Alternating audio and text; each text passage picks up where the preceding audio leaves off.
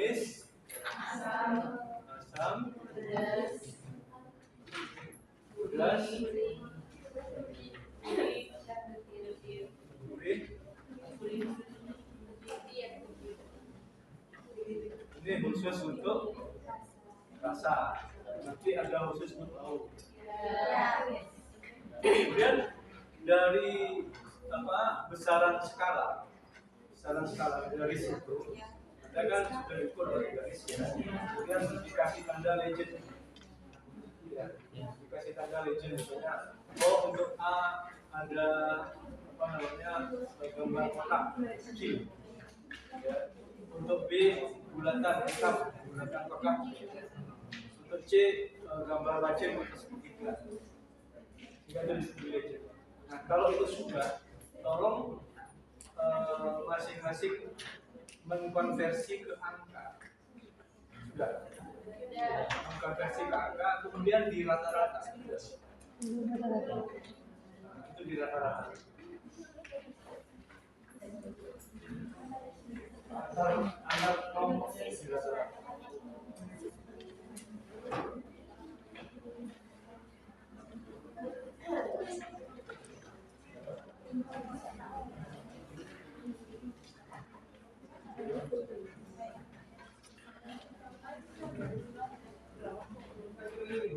Namanya 1 kali 1 50.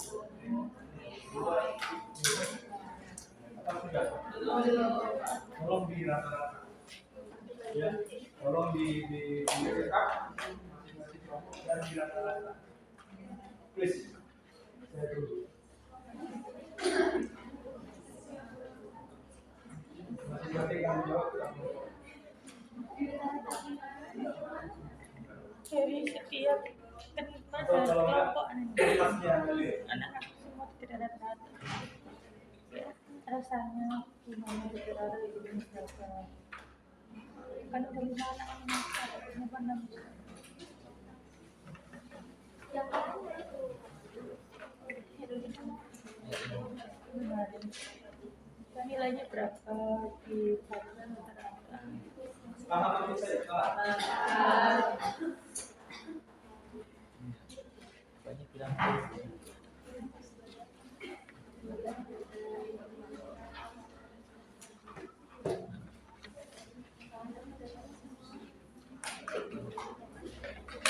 atau kalau enggak, saya langsung memberi contoh ya. Rata-rata nanti yang saya maksudkan seperti itu ya. Tapi di sini angka rata-ratanya.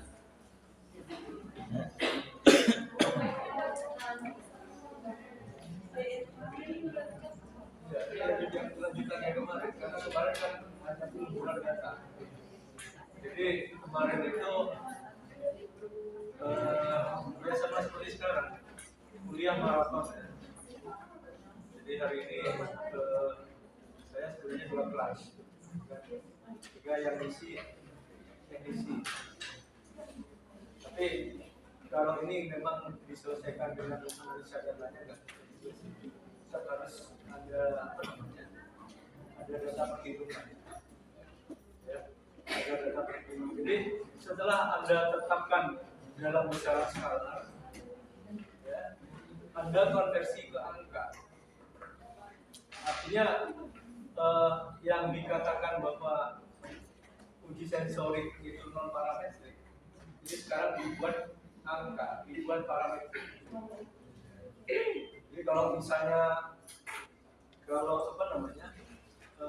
panelis yang ahli yang saya katakan ya, panelis ahli itu bisa persis, bisa akurat dalam memberikan penilaian. Oh bisa? Ya bisa, karena dia sudah orangnya terseleksi, ya orangnya terseleksi. Kemudian dia dilatih. Enggak, pengujian-pengujian di pabrik-pabrik besar itu tidak perlu banyak orang.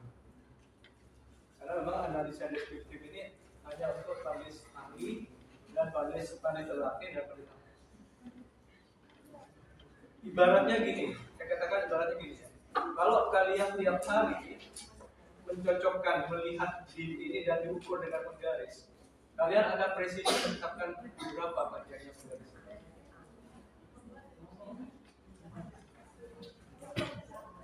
Anda dilatih tiap hari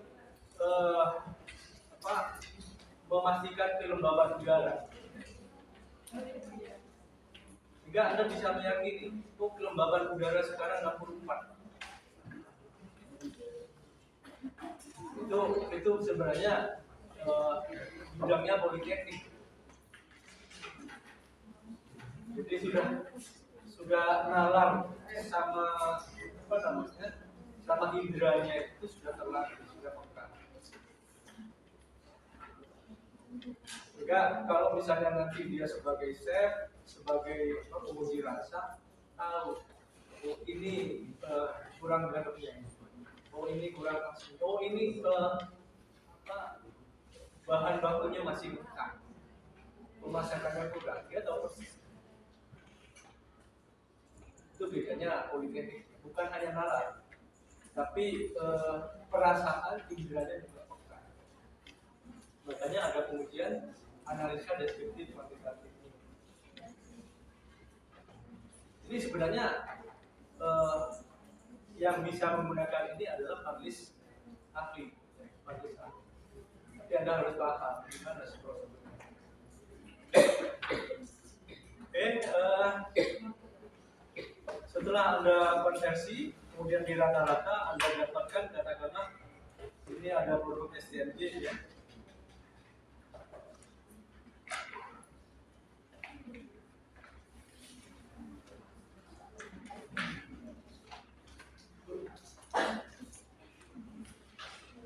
Kemarin pakai refer?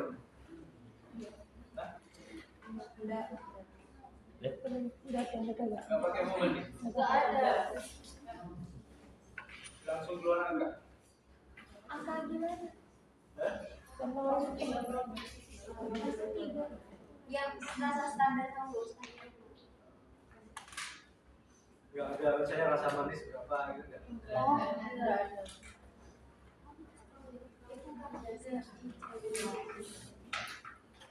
Jadi Anda benar-benar dianggap sudah mumpuni gitu ya.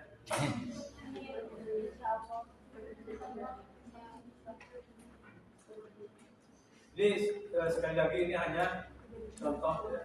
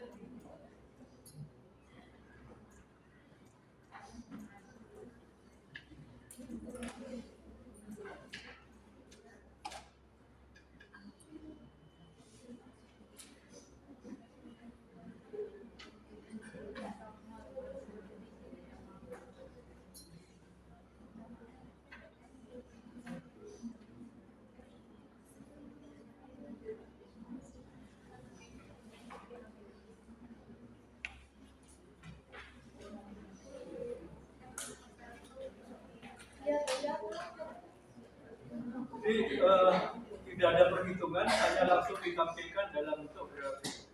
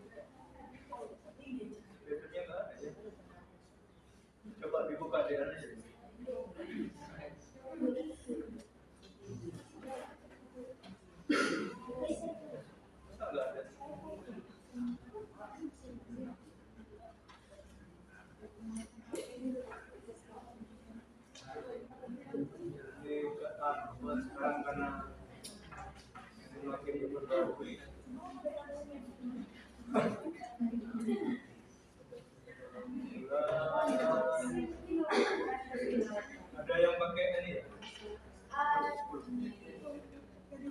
Mana nih?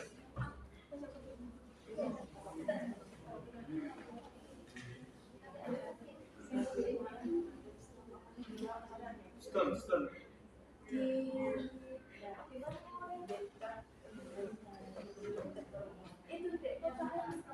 Kotak. Sini. Aku sama dia.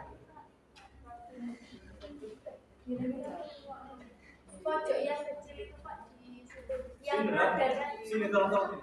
Bukan yang Kan yang sini. radar kan ya? Ya rada. Oh,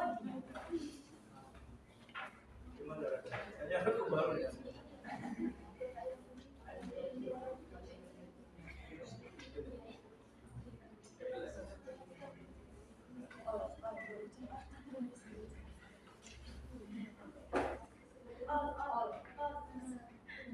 Oh lah. Makasih ya. Ini punyaku yang lama ya, langsung terjadi di sini. Tapi kemarin karena di install lagi,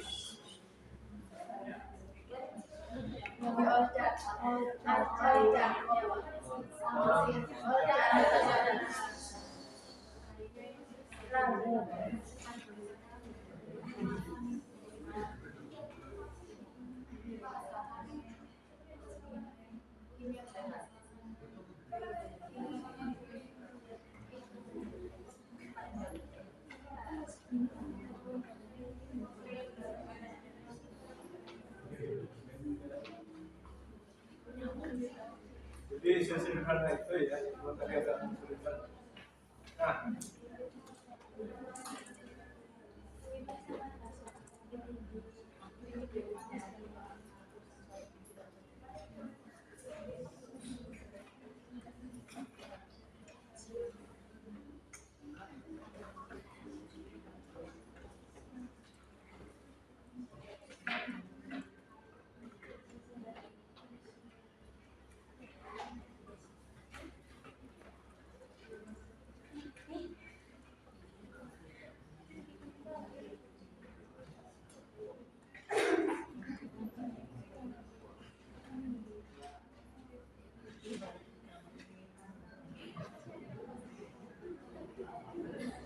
Nah, ini kalau misalnya nanti disandingkan dengan hedonic misalnya atau uji perbandingan jamak, maka Anda bisa mengevaluasi ya.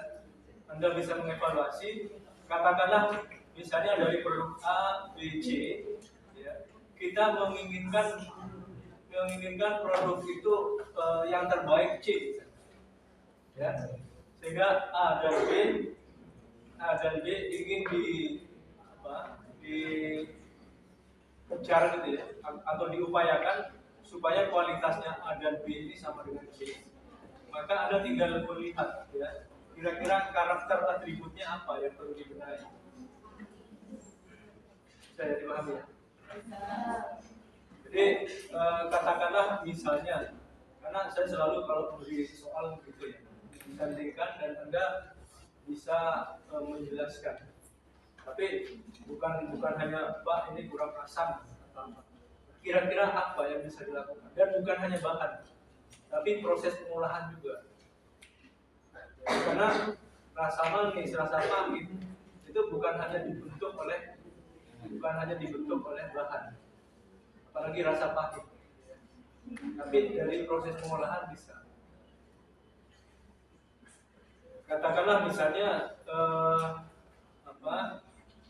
kita mengharapkan produk A dan B ini dengan standar C ya. C yang menjadi referensi.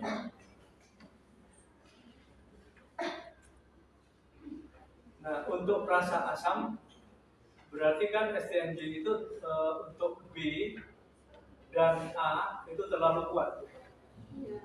Terlalu kuat. Jadi kira-kira agar dia turun rasa asamnya, apa yang harus dilakukan?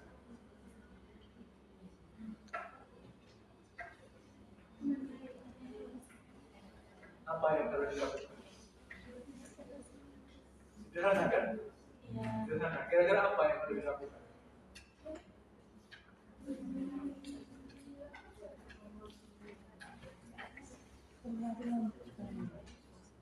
Kemudian yang pedas, ya, yang pedas untuk biru ya sedikit di bawahnya, sedangkan yang B itu di atas dari C. Untuk membedah ini kira-kira apa ya? Mengurangi menambahkan jahenya. Jahe itu bisa karena jumlahnya, ya, bisa karena jumlahnya atau bisa karena jenisnya, atau bisa karena prosesnya. Ada yang orang membuat jahe itu hanya diiris-iris, ada yang dihancurkan atau diperas. Ya, itu dari sisi proses.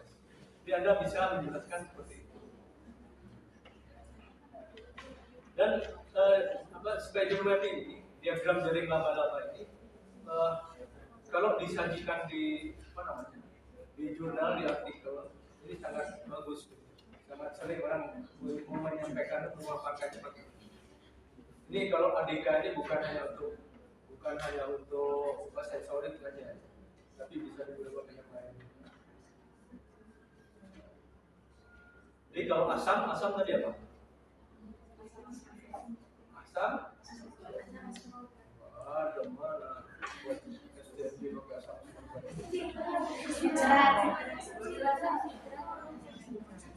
Ada ya, ada buat SDMJ pakai asam. SDMJ loh. Apa kira-kira coba? Apa SDMJ?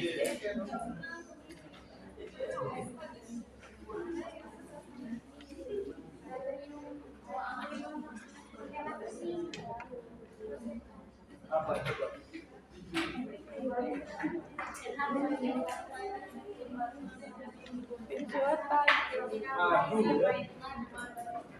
Madu itu ada asamnya. Ya. Jadi nanti Anda tidak lagi hanya asamnya terlalu kuat, tapi penyebabnya apa? Bagaimana ikhtiarnya? Madunya kebanyakan. Madunya kebanyakan.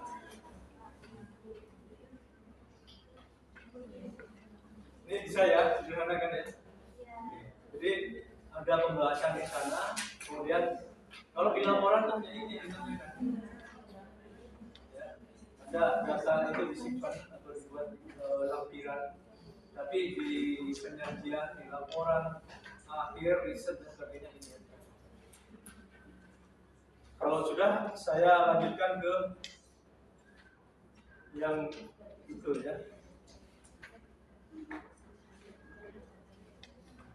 Oh, tadi udah dibuka.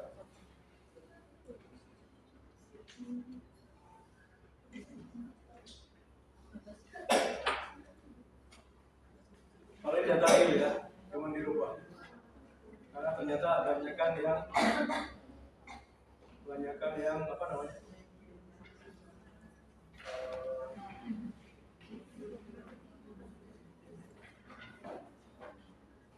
Jadi kemarin data ini sudah diolah dan ini data real dari kalian. Ya. Cuma diubah karena ada yang pencilan itu maksudnya data aneh. Yang mulai 777 ternyata ada yang 3, ada yang 2. Itu biasanya karena kesalahan percobaan atau kalau panelis karena ketidakpekaan. Biasanya ada perhitungan mencari data hilang, dan itu legal gitu ya, mencari data hilang, tapi jangan langsung ini Kalau terlalu jauh dibaca sedikit. Oke. Berarti datanya seperti ini. Ya. Kalau kemarin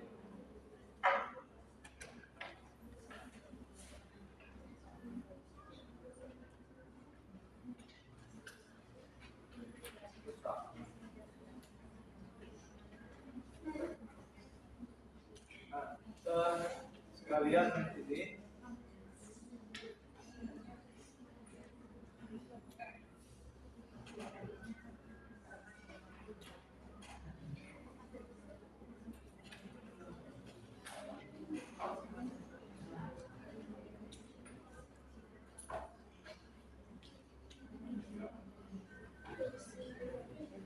jadi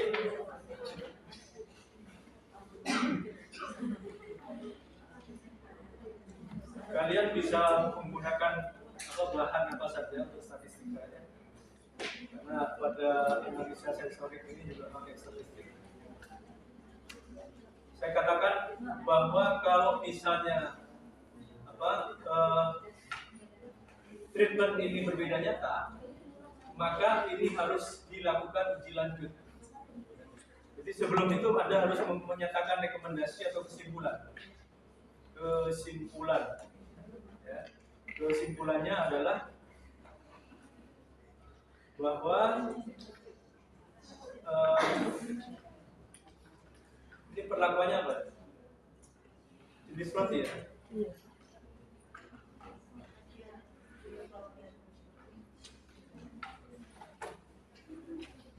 Jenis roti berpengaruh sangat nyata terhadap warna hedonik roti ya. Kemudian sedangkan panelis tidak berpengaruh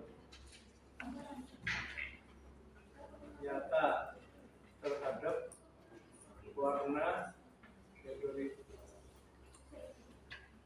Artinya panelisnya kemampuan menilai itu rata-rata standar. Sehingga yang berbeda itu hanya ditunjukkan oleh treatment. Cuma kita harus ingin tahu lebih lanjut. Kira-kira dari jenis roti itu mana yang lebih baik, mana yang lebih jelek, atau mana yang tinggi dan mana yang rendah. Kita sudah masuk ke sana. Kalau kemarin hanya ingin tahu berpengaruh atau tidak. Itu berpengaruh tidak itu melihat kisarannya seragam atau enggak, batas rendah, batas atas atau batas bawah atau batas atas. Nah, kalau misalnya ini ini non signifikan, ya, katakanlah misalnya ini 3, gitu ya. 3 non signifikan, berarti data Anda tidak perlu dilanjutkan, cukup sekian, karena kualitasnya sama. Jangan sekali-kali Anda menyatakan, rata-ratanya yang C lebih tinggi Pak. Nggak boleh begitu ya. Karena kalau statistik sudah tidak dilihat angka satu persatu, tapi data keseluruhan. Enggak, kalau non signifikan ya udah cukup segitu, tidak beda nyata di laporan gitu ya. Tapi kalau beda nyata kita lanjutkan, nanti dilakukan uji beda lanjut. Yang saya jelaskan nanti adalah uji beda lanjut ini. Uji beda lanjut yang sering digunakan di statistik pertanian, ya. Pertanian, apakah itu industri pangan, apakah budidaya atau kedokteran, itu ada 3. Beda nyata terkecil, kemudian ada BNJ, ya, atau dikenal dengan metode Tukey, karena yang mendesain itu adalah Tukey. Kemudian ada Duncan, DNRT, ya, metode Duncan, ini juga sering digunakan. Perbedaannya apa? Jadi kalau kita melihat rumus ya, jadi Anda tidak usah menghafal, melihat rumus saja. Jadi pada BNT Ini T tabel dikalikan akar 2 kali 3 per R.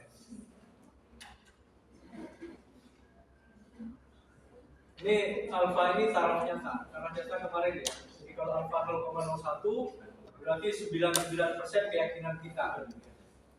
Kemudian Anda lihat di sini BNT itu T ini dilihat di tabel artinya ya. Dilihat di tabel, kemudian kalikan ini 2 kali 3 per R. R ini ulangan. Kalau melihat di sini yang dibaca itu adalah alfa dan derajat bebas skala. Tidak mempermasalahkan berapa perlakuan. Ya, tidak mempermasalahkan berapa perlakuan. Sehingga itu yang menjadi sebab kenapa BNT itu jarang digunakan untuk penelitian. Ya, terutama yang penelitiannya perlakuannya besar. Ya. Banyak. Paling enggak BNT ini bisa digunakan hanya untuk 2 atau 3 perlakuan. Lebih dari itu nggak bisa, dia nggak teliti. Kenapa Pak? Karena memang perlakuan tidak dimasukkan. Kemudian beda dengan BNJ. Ya. Pada BNJ dia bukan 2 kali tapi katigalan. Nah, Q alfa P derajat bebas skala. Berarti yang dilihat adalah berapa nilai Q-nya, ya, Q alfa. Mau pakai 0,01 silakan, mau pakai 0,05 silakan. Tetapi saran saya, kalau ANOVA-nya Anda beda sangat nyata, berarti diperbandingkan dengan 0,01, maka alfanya pakai 0,01. Ya. Tapi manakala ANOVA-nya itu lebih besar dari 0,05, tapi lebih kecil dari 0,01, artinya dia beda nyata, bukan beda sangat nyata. Maka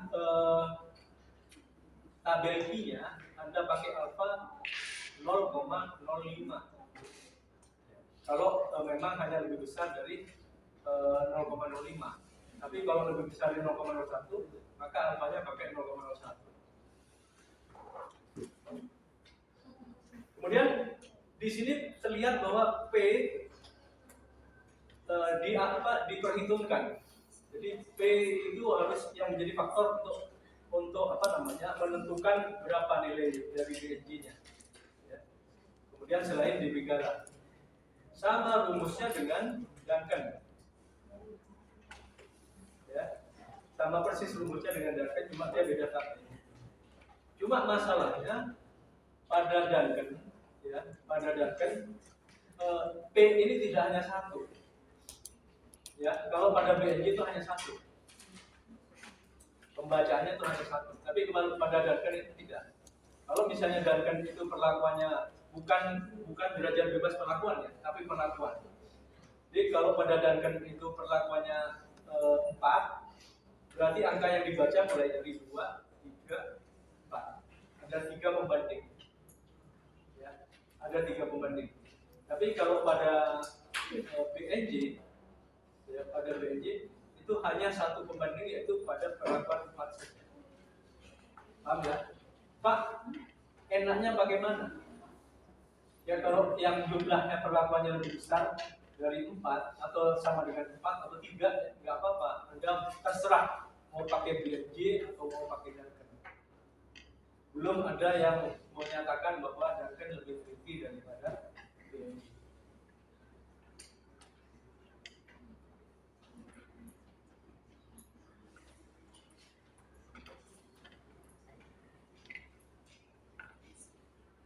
Nah ini kan, uji BNT dilakukan jika ingin uji antar pasangan perlakuan kurang dari 3, kurang atau sama dengan 3. Karena memang dia tidak memasukkan unsur P.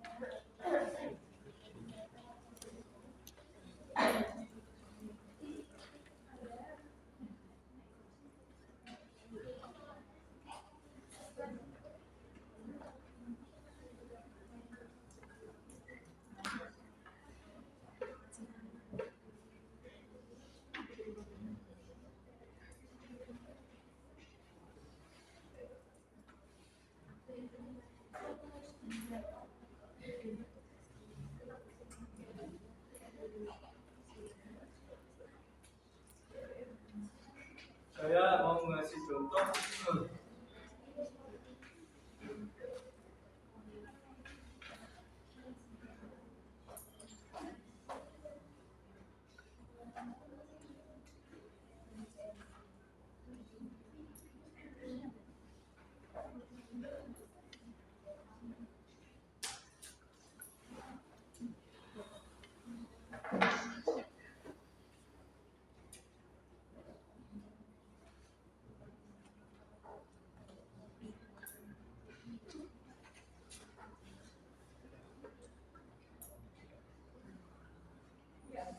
Oke, kita lanjutkan pada contoh tadi. Ya.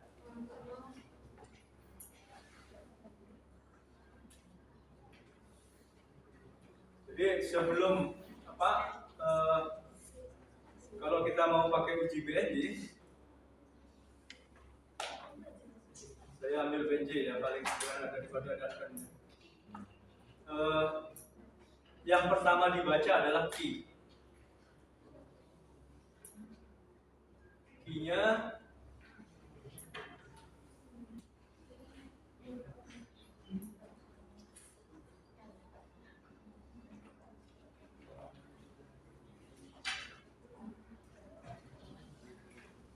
key 0,05 ya. Kebetulan saya barusan download yang key. Kemudian P-nya berapa? P-nya berapa? P-nya berapa?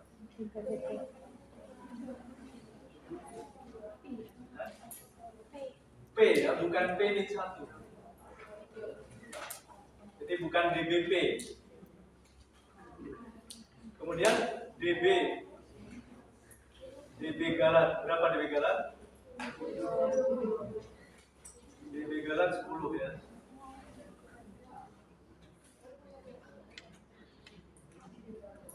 Jika Anda baca di tabel ya.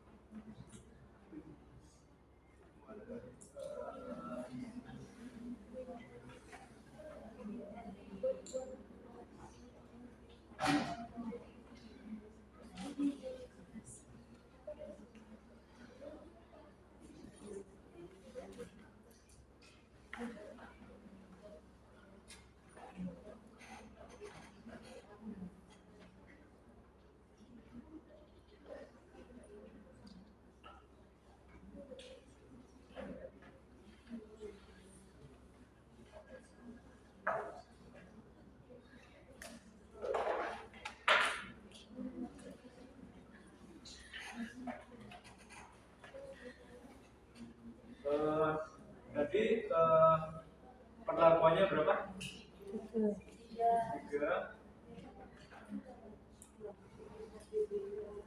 Jadi berapa? 3,88.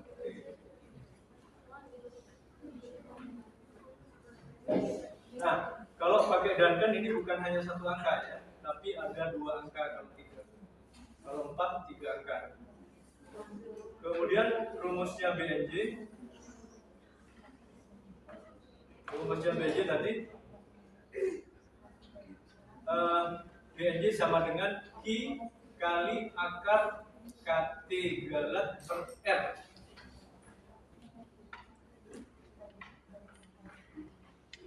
Ya. Q kali akar KT galat per R.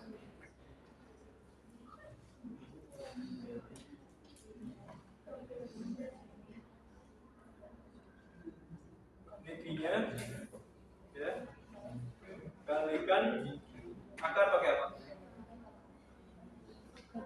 Akar pakai apa? KT galat ya, KT galat berarti ini ya 0,722 dibagi R. R itu kontak.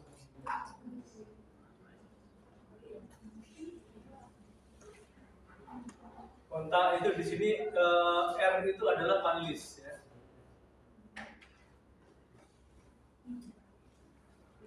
Kemudian ini kurung.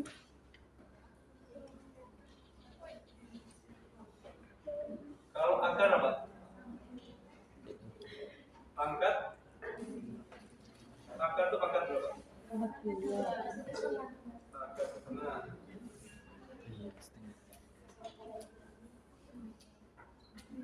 Di sini ya, nilainya.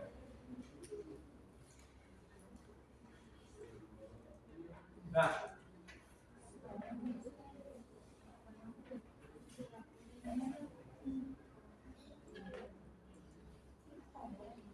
A,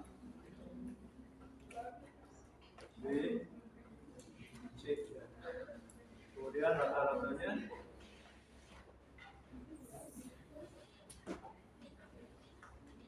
rata-ratanya 5.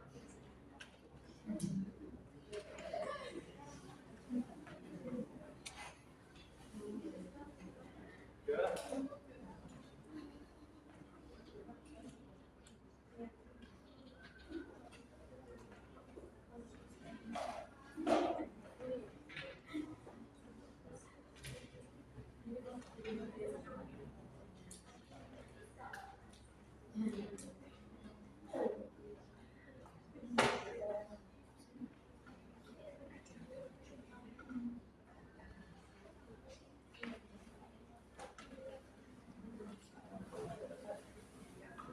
Ada yang tahu awal untuk menetapkan nilai BNJ yang cara manual apa dulu? Ada yang tahu? Secara manual. Jadi ada kalau secara manual ya, ada apa namanya? Yang paling kecil ini, yang paling kecil. Jadi kalau misalnya nggak urut, harus diurut dari yang kecil ke yang besar. Yang paling kecil dikasih notasi A. Ya. Yang paling kecil dikasih notasi A. Kemudian yang berikutnya B. Ya. B diperbandingkan terhadap A. B diperbandingkan terhadap A. Jadi 5,33 dikurangi 5. Berapa? 0,33. 0,33. Ini kira-kira lebih besar nggak dengan BNJ? Lebih kecil ya. Kalau lebih kecil berarti tidak beda nyata, gitu kan? Sehingga notasinya A. Ya. Kemudian C diperbandingkan dengan A. 6,83 diperbandingkan dengan 5. Ini lebih kecil apa lebih besar? Lebih besar. Lebih besar. Lebih besar. Kita kasih tanda bintang dulu. Berikutnya ini ya, berikutnya yang B. B yang nomor 2 kita kasih notasi B kecil. B kecil diperbandingkan dengan C. 6,83 dikurangi 533. Lebih kecil apa lebih besar? Lebih besar. Lebih besar ya. Karena ini yang terakhir, maka ini apa namanya tetap beda ya, beda atau kita kasih notasi C. Kita kasih notasi C. Artinya karena B ini jelas-jelas berbeda, ya, B ini jelas-jelas berbeda dengan C ataupun A, sehingga notasi keseluruhannya adalah A, B.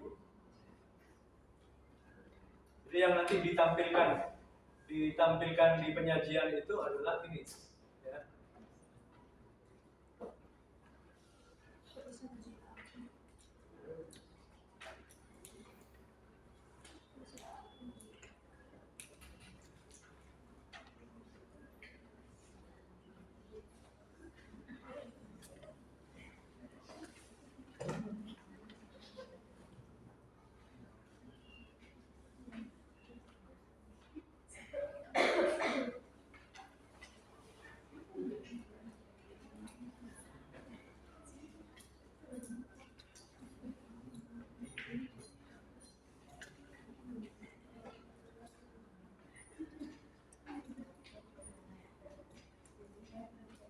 Nah, pertanyaannya yang paling jelek yang mana nih? Yang paling jelek yang mana? Yang mana? A ya. Karena Anda tidak mengindahkan urusan statistik. Nggak ada gunanya berarti diuji statistik ya. Karena jelas-jelas huruf kecil itu notasi. Dia penunjuk bahwa menyatakan beda data atau tidak. Ya kan? Jadi yang kalau ditanya yang paling kecil mana? A dan B. Anda tidak lagi melihat angka satu-satu ini. Ya. Yang terbaik C. Ini bisa saja nanti hasilnya begini. A, B. Kalau seperti ini yang terbaik mana? Yang terbaik adalah B dan C. B dan C. Yang terbaik juga A dan B. Karena ini statistik bukan matematik. Kalau matematik A sama dengan B, A sama dengan B, B sama dengan C, jelas A sama dengan C. Ya. Tapi kalau statistik A sama dengan B, B sama dengan C, belum tentu A sama dengan C. Jadi Anda jangan lihat angka satu persatu, karena yang muncul di situ adalah rata-rata. Rata-rata itu adalah dari batas kecil dan besar, itu selang.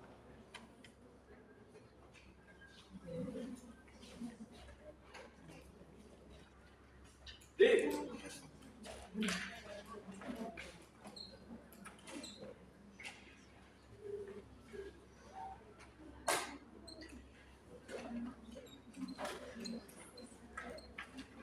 ini batas bawah, batas atas, batas bawah, batas atas. Kalau seperti ini, ya, ini katakanlah A, B, C, ya. A sama dengan B, ya kan? B sama dengan C, tapi ini tidak sama dengan ini. Karena batas atasnya enggak prinsip gitu ya. Kalau tidak beda nyata, kenapa tidak beda nyata itu harus tidak perlu diuji? Karena tidak beda nyata itu pasti bermainnya sekitar ini. Udah nggak perlu diuji, berarti ini sama semua. Ya.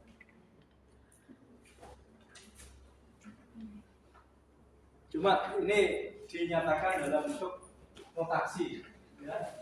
Ini dinyatakan dalam bentuk notasi. Sekarang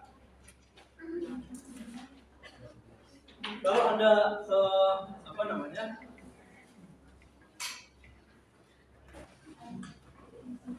Pak ribet apa? Kok susah gitu ya?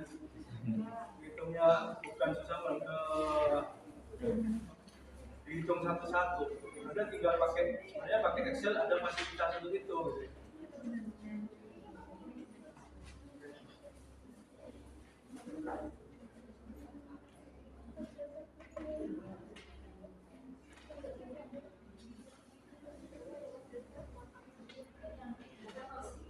Nah, yang dipakai di sini adalah setengah BNJ, ya, setengah BNJ. Setengah BNJ berarti ada 0,5 kalikan ini ya.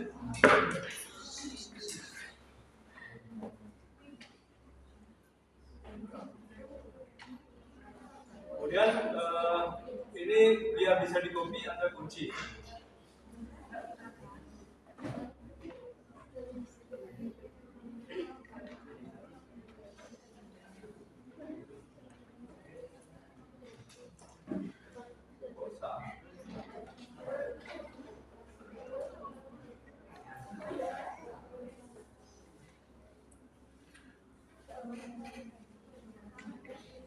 Oh, iya. Kenapa harus dikunci ya?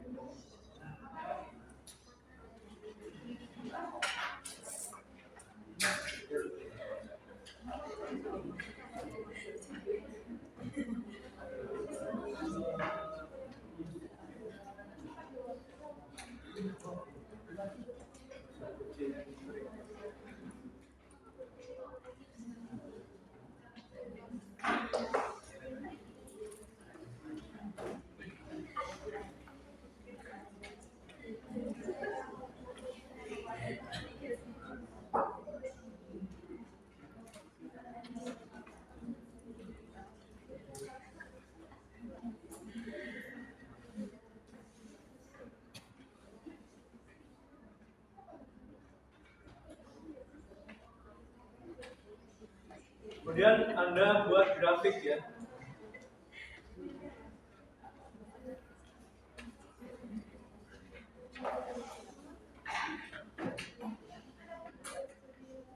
Jadi buat grafik.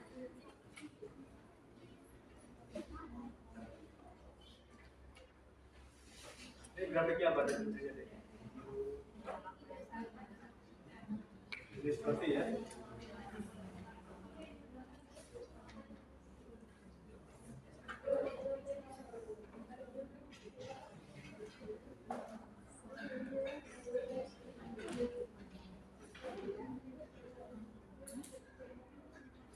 Kemudian di sini Anda tambahkan data label.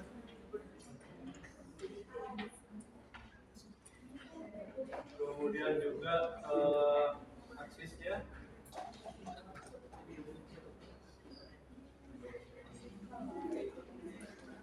Kemudian juga ada ini adalah warna.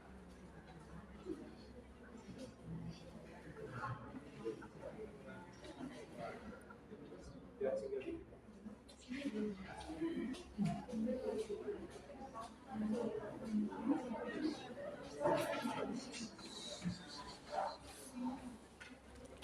yang mau keluar nggak apa-apa keluar, tapi yang mau lanjut tinggal dikit.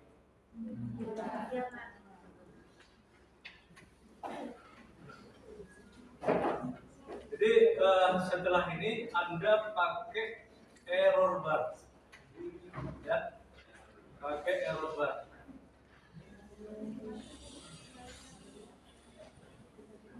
Ambil di custom, ini untuk batas atas ya.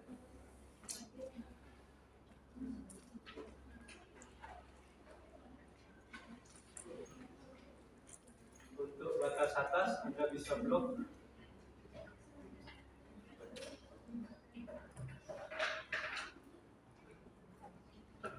Kemudian untuk batas bawahnya Anda blok.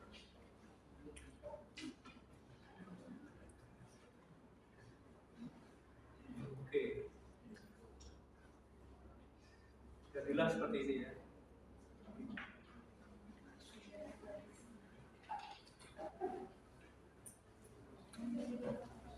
Jadi kalau Anda melihat bahwa yang C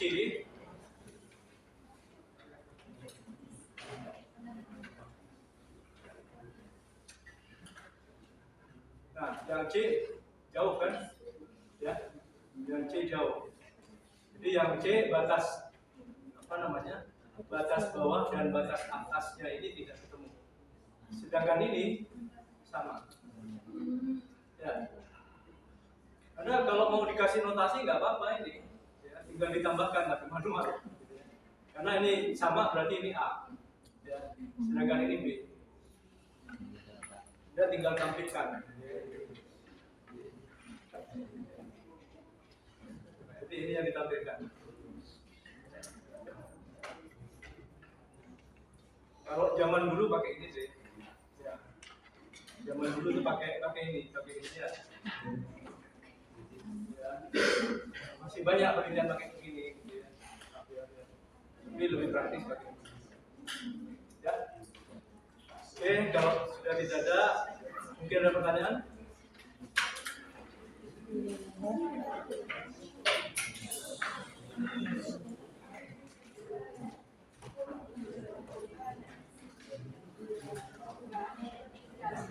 Saya kira Anda sudah bisa buat laporan ya. Jadi, termasuk yang Andika tadi, analisa deskriptif kuantitatif.